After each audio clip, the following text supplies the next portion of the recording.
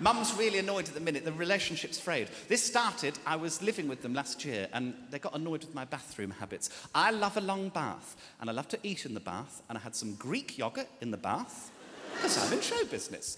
And unbeknownst to me, some of the yogurt ended up in the bath. I then went into my room to get changed. Mum comes into the bathroom, looks in the bath. She's like, have you had the biggest wank anyone's ever had? I came in, there's blueberries in there. I was like, oh yeah, I've shat out perfect blueberries as well, Helen. Just squeeze those through my urethra. I tried being a fruitarian. That's where you can only eat things that have fallen from trees. I managed one day, I had 3 cooking apples and an owl.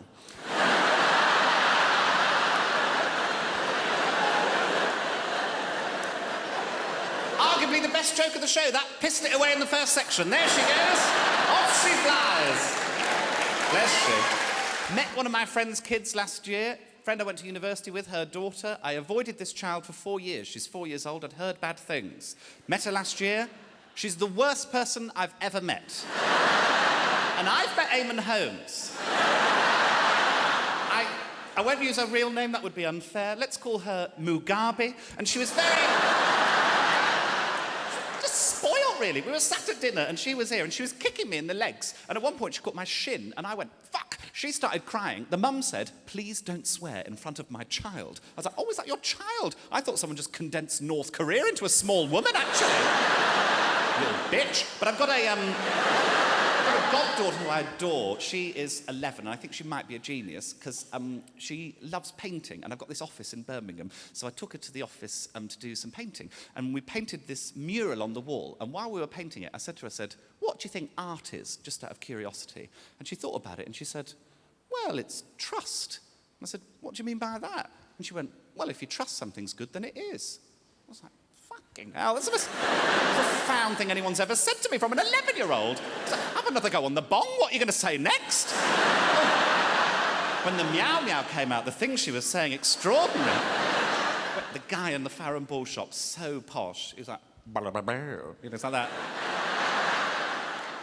Right, I've realised this, I'm not sure if you'll get this reference, I realised that's quite close to an impression that I do of Jessie from Little Mix doing a Jamaican accent. Okay, some of you know this. If you don't, treat yourself after the show. Jesus. Oh, right. How to describe this? So, Little Mix are a band. I'm sure you know Little Mix, 4 of them. They were doing like a promo video, I think it was, and they had these cards that had accents on, and Jessie, one of the members, got Jamaican, and this is literally what she did. She went, oh, that was it. That was the guy in Farrow and Ball. He was that posh. That was how posh he was. I went in, I said hello, he went, you're Jamaican. Because I've been in my childhood bedroom most of my life, I've got no stuff, got no furniture.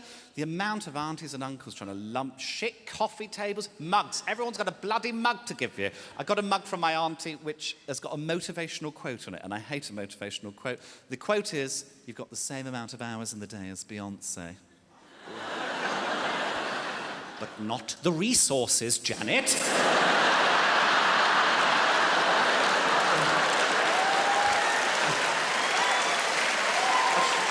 I showed it to Peter, I said, that's bollocks, isn't it? And he went, yeah, so did Rose West, see how that turned out. I was like, it wasn't my issue with the mug, but you go for it, darling.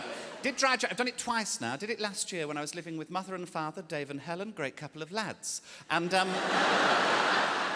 this might be oversharing this early on in the show, but as a result of dry January, I got a lot of morning wood, shall we say, a little stiffy in the D, as us lads say, don't we? And a mechanic came round to collect my car, and Mum answered the door. She shouted up, she said, Joe, you got your car keys? I was having a dream about Idris Elba.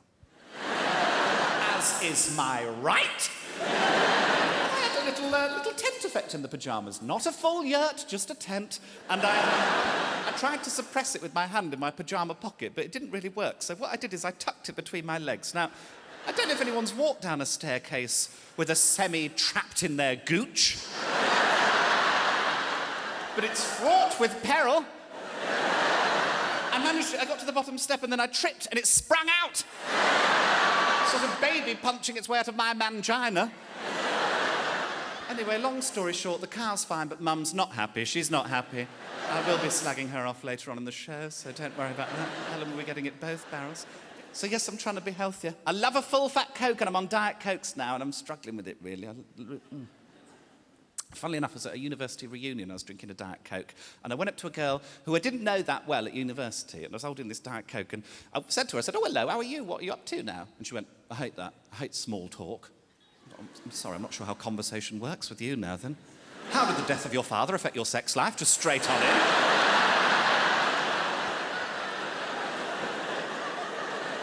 She said, you shouldn't be drinking that. And I said, why? Now, what I think she meant to say was, it's full of aspartame. What she actually said was, you shouldn't be drinking that. It's full of apartheid. I knew it was bad, didn't realise it was that bad. Bloody hell!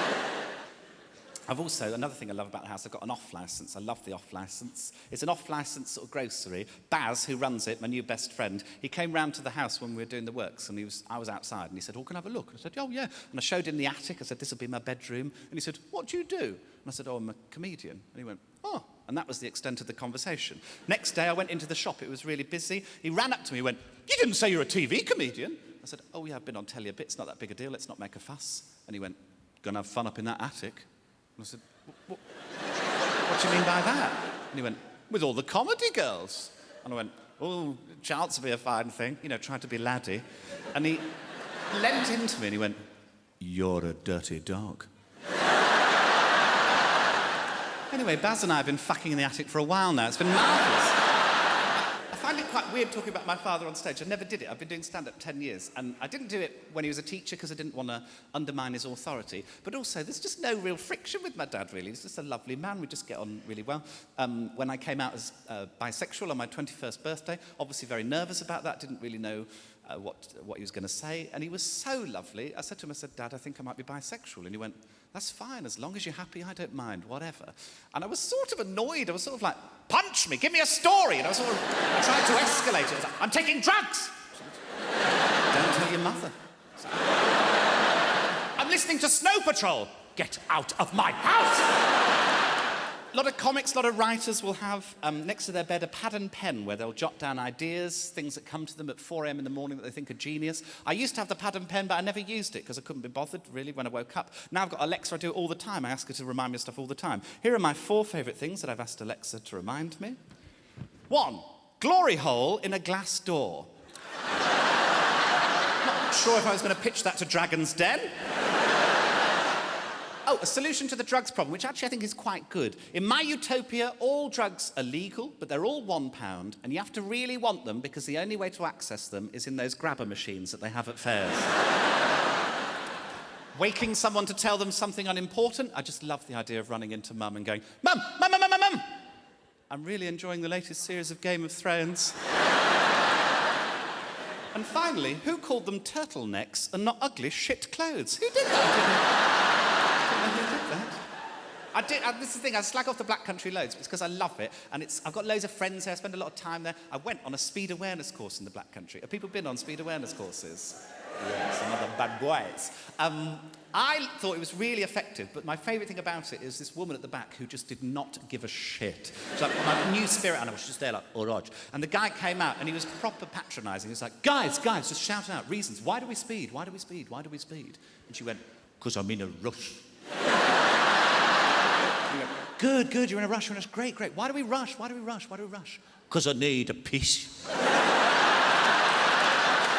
Realised very quickly he did not want to be talking to her. He was trying to get anyone else to chip in. At one point, he forced this quite meek guy at the front to chip in. It was really sweet. He said, you've got 2 options. Have you got 2 options? You can go by the speed limit, or you can go to jail. Do you want to go to jail? He hadn't been listening. He just went, yes.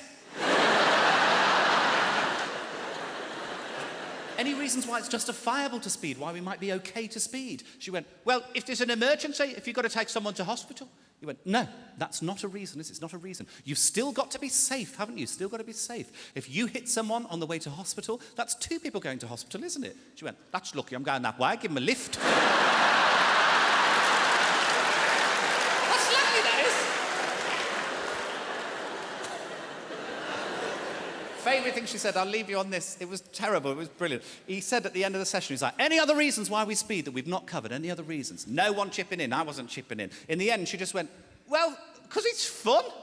And he went, yeah, it's fun, isn't it? It's fun to speed, isn't it? It's fun to speed. Do you know when it's not fun? When you kill a child. Everyone went quiet, and then she just went, depends on the child. Love her. God, that was so good, wasn't it? If you enjoyed that, stick around, watch some more, if you like.